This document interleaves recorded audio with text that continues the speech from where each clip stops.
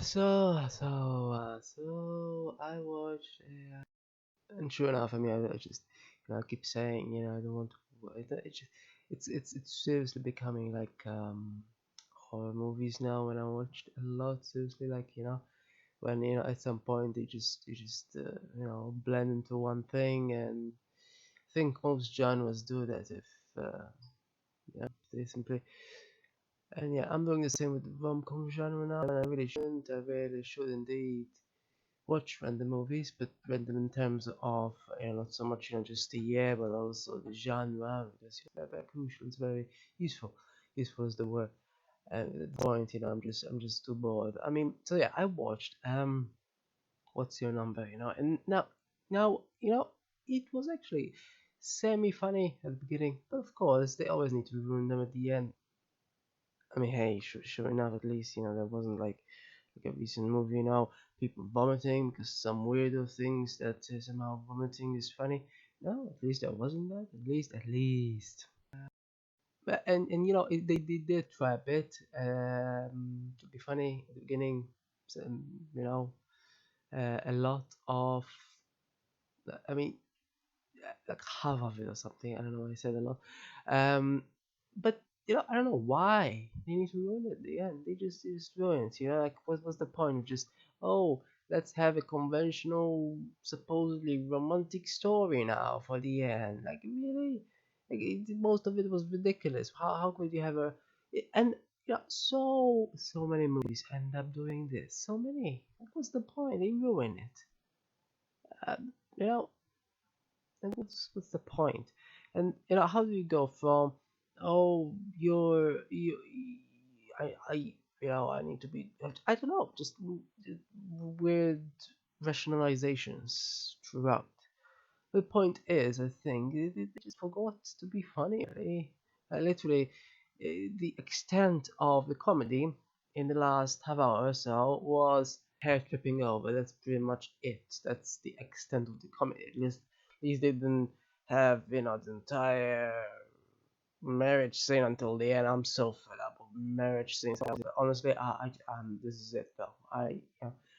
I am seriously going to just. I'm going to rehab. Yeah, of rom-coms. I'm just, um, at this point, rom-coms are some sort of, honestly, they increasingly starting to represent almost like, vomit. That some people seem to think it's so funny. They almost seem like, some sort of vomit. This stereotyping, it's so vomit inducing almost, like, oh, I'm with you. When I'm with you, I'm with myself, except he's still got them escaping from one night stand. So really, like, literally told her, hey, he slept with 300 people. Yeah, sure. I'm sure that at that point he kept counting. Yeah, why not? The whole thing was so just, it didn't even have a novel concept, and just relied on some sort of supposed study about people having. I mean, come on, did you seriously not have any idea what average means? What did you think that people literally have half a relationship or something? What do they do? Do they kill them halfway through? If she really literally thought that, then she would have commented on it, but there wasn't any such commentary in the movie. But she seriously thought that beyond 20 she couldn't find anyone else, as if somehow it's a strict hard rule or something, as if somehow it's not just an average and really makes no difference. It's just average. I mean, sure. Then again, what am I talking about? Is just some rom-com. Not expecting some. I mean, this is a documentary. Obviously, it's trying to be funny. That's the point, though. It's trying to, and while it succeeds somewhat for the first bit, it really fails at the end. Like, as soon as her sister's marriage begins, I mean, who cares about her sister? They only seem like occasionally, and we never see her partner or anything. And the extent of her father's comedy is that he constantly wants to tweet. That's pretty much it. But other than that, we only see him very, very rarely as well. Just at the end. Honestly, they shouldn't have done that thing with her sister. I mean, who cares about, like, it's incredible. So in Bride Wars, at least we see the marriage of a couple who we have seen throughout the movie. Oh, great! Here we see a marriage of someone who we haven't even seen. Wow, these rom-coms really become worse and worse.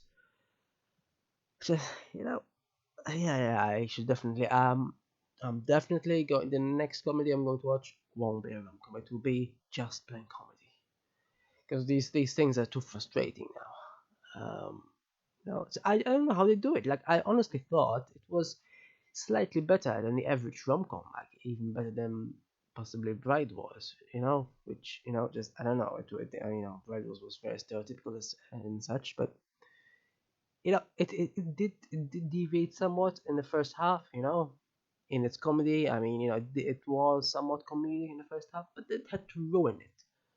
And sure enough, at least didn't ruin it by introducing vomit that some people seem to find funny. But it still ruined it with stereotypes and, you've taught me that love is being yourself. Oh, really? Wow, so funny, not? What the hell is that? It is supposed to be a comedy. How is, oh, you've taught me love is being yourself supposed to be funny? I j- This is a problem, though. I mean, sure enough, I'm finding these rom-coms less and less funny the more I watch. But I think even if I haven't watched any in a while, um, you've taught me that love is being yourself could never be funny, right? And it's always going to be some sort of stereotype that people say in rom-coms, not even rom-coms, I mean, I'm sure they say it in just plain romances as well, but it's such a stupid stereotype. Like, it's not even, and when they were saying things to each other, the couple themselves. I mean, who says that anyway? Who on earth says it when they're standing up, and don't they usually exchange rings and whatnot? But everything they said there was so cringeworthy, like everything. Like it's like they thought, hey, yeah, let's make this cringe fest, Like, seriously, they thought it was comedy. They thought mentioning the possibility of uh, cancer is comedy. I don't get it. And then there was this, literally the most comedic thing. Otherwise, was, I will not hold you accountable for the bad decisions you make in my dreams. Like, okay, sure, yeah, somewhat comedic. I mean, not a lot comedic, but at least they tried something with words, as opposed to whatever else they said, which was, just. I mean, some of it was a bit disgusting as well. Not as disgusting as having vomit, of course, but in terms of what they could say. I mean, who says that there anyway at that stage of? It's so weird, and it still made 10 million profit. Now I don't know if they might have used more budget or something. I don't know how these budgets work. Sometimes they seem to have you. Sometimes movies seem to use more than is budgeted. Apparently, I'm not sure if they cut out adverts or anything from the budget. Anyway, but they seem to make 10 million more than the budget, at least in the official budget. Like, at this point, I think both action movies and rom-coms make money. At least the past several I've watched have made money. Very rarely you get something and it doesn't make money. And rom-coms as well somehow. I didn't think a few months ago, I didn't think that rom-coms made money, but yeah, sure enough, apparently they do.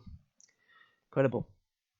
Now, at least something like, Big Fat Greek Wedding did have some funny things, and did have some, interesting cultural things, and etymological humor.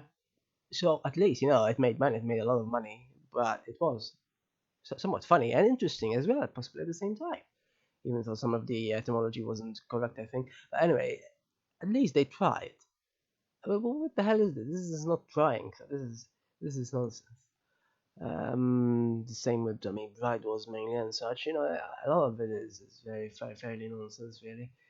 Um, but yeah, I guess, well, it's always when they go for the stereotype stuff that makes it nonsense. If only they just stick with the comedy. I think that's the general rule. It should be a general rule with rom-coms to stick with comedy.